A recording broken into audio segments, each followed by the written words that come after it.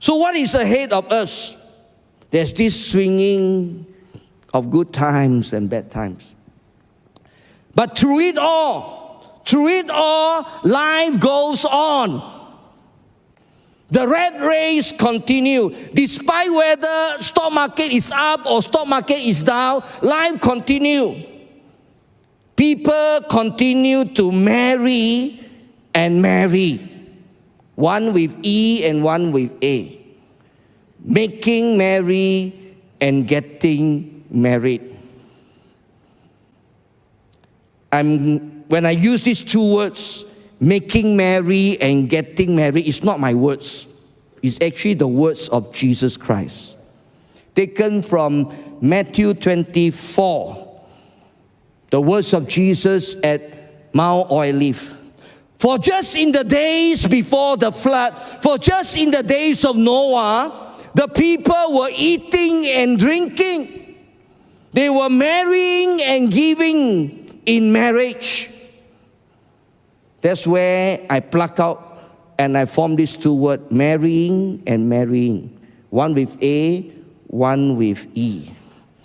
And talking about the marrying with A, I'm proud that my two daughters contributed to the fulfillment of Scripture.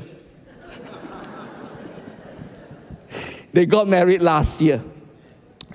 And talking about marrying with the E, all of us have contributed by our staycation and our vacation, by our flying and by our feasting.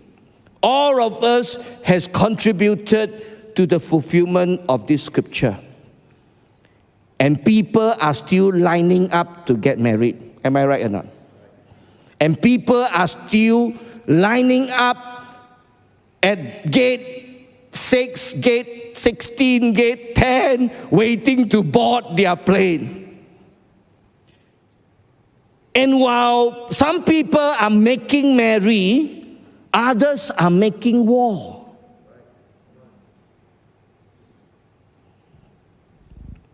Soon after I left JKR and then I went into full-time ministry, Saddam Hussein attacked Kuwait 2nd August 1990. I was working in a church at that time, a small little church in Masjid, India. No internet. Some of you, wow, how can no internet? No Google. No YouTube. So what did we do? We turned on the TV and watched CNN news. I don't know whether you remember those days or not. Yeah. And Saddam Hussein's favorite weapon was Scud missile, S-C-U-D, Scud missile. Yeah. And we were so afraid that should one missile ended in Israel, then Israel will be drawn into that war. And if Israel is drawn into that war, it could be World War III. We were so scared.